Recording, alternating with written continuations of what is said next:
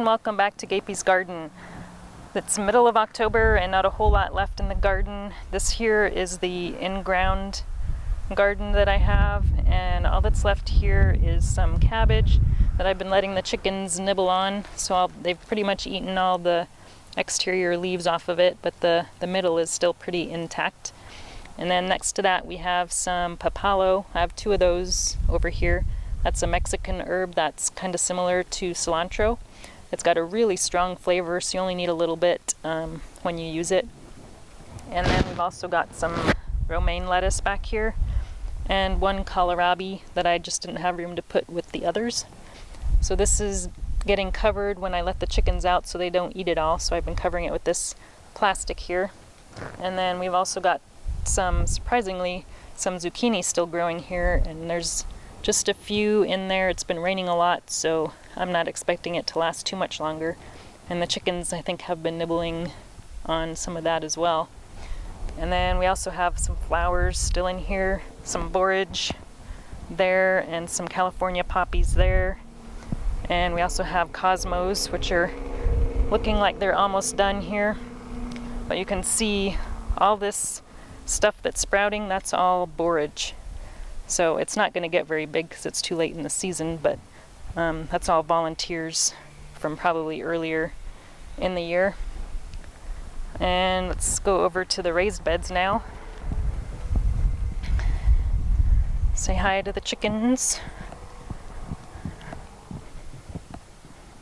So this is the raised bed that I have some random romaine lettuce growing in, and I've got them covered with this fencing to keep the chickens out because I've been letting them free range around the garden. And then this is the fennel. I left two fennel plants, that one there and that one there, in the garden because I wanted to get some seeds out of them, but it's been so rainy that they just haven't had a chance to dry. So this is the seeds. They're starting to form, but I don't know if we'll get a chance to have them dry here outside. So I might try bringing some inside to see if they'll dry. I'm not sure if they're mature enough or not, but it's worth a try. So we'll see what happens. And then here's some more lettuce back here.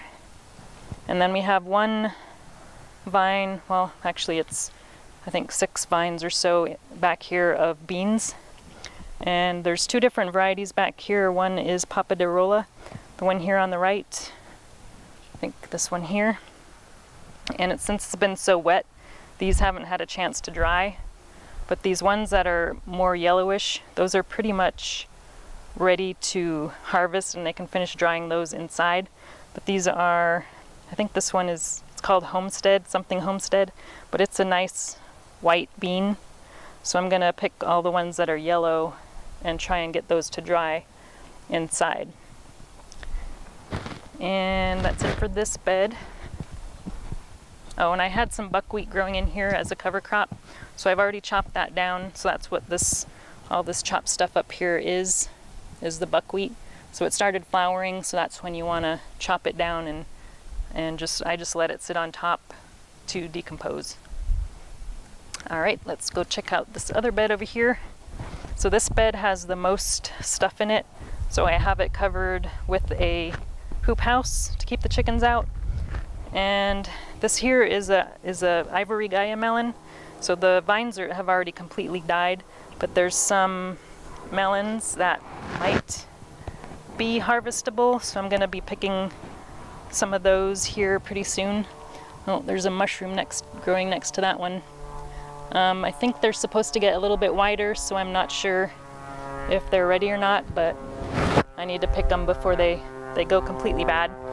And then we've got some beans, bush beans. This is where the garlic grew this year.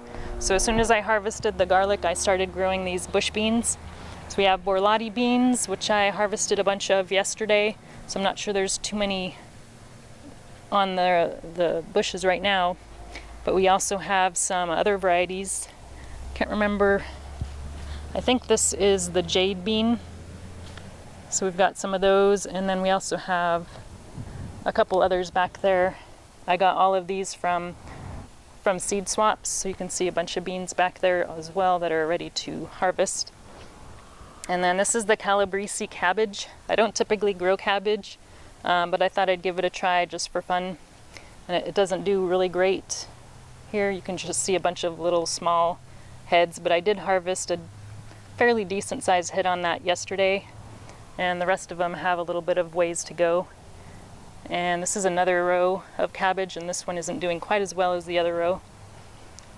And then we have some more kohlrabi here, and there's a couple, these are pretty small, but this is a green variety. I grew a purple variety in the summer. The green is supposed to taste better from what I've heard, so we'll see. And then this is a kale, one of the kale varieties I have growing here, and then there's a purple curled kale, which is one of my favorites. And we've got a big dinosaur kale back there that I started in the spring, and it's just gotten pretty big, and I've been feeding most of that to the chickens actually. And we have one purple Napa cabbage left, and it's doing actually pretty good, but the one next to it, there's a green one, a green Napa cabbage, is not doing so good. I think it's from all the rain we've been getting.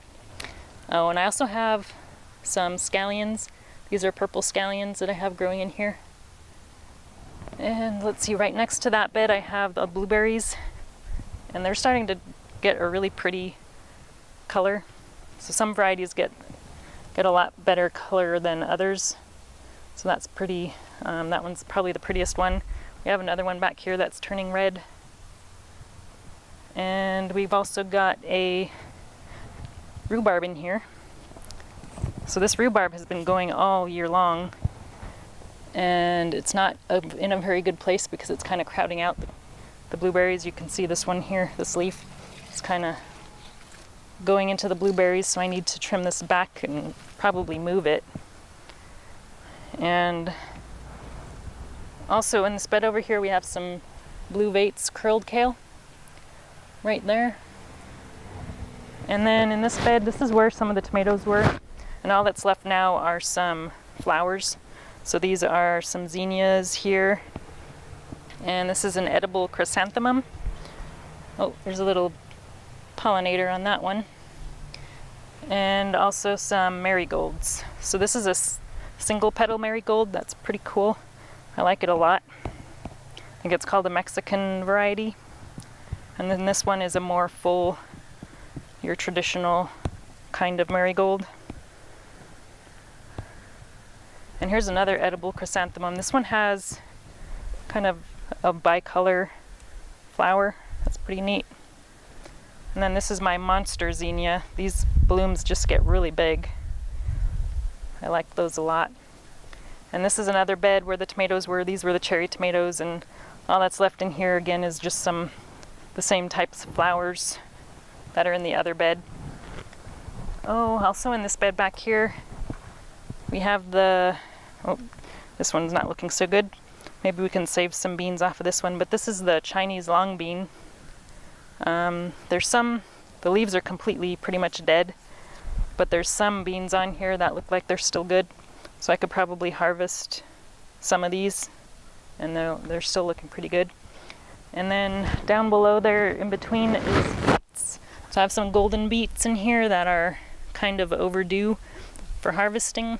You can see how big that beet is. So hopefully it's still good and not too woody. And we've got our chives over here that haven't died back yet.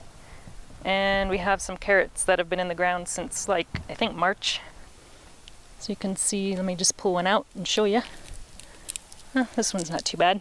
I've had some really big ones that I pulled out earlier. That looks like a big one here.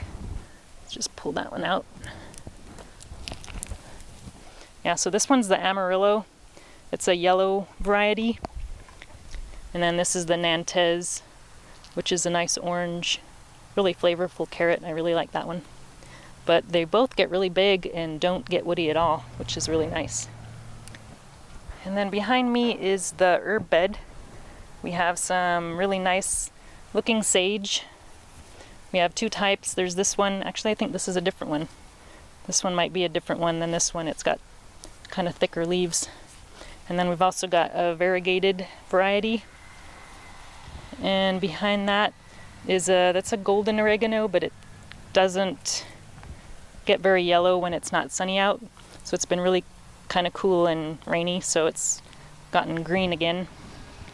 And then we have a anise hyssop there, and I just cut this back. So this used to be really tall and it went to flower, but now it's got some new growth that's just starting to come back up.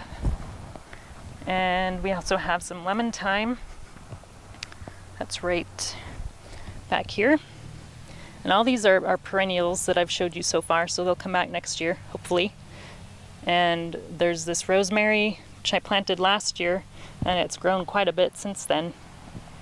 And then a lavender here, which I trimmed back, and that was also planted last year. And then this is the only annual that's in here. This is a parsley, which will probably die back here before too long. And then I have, again, lots of borage growing back here wild.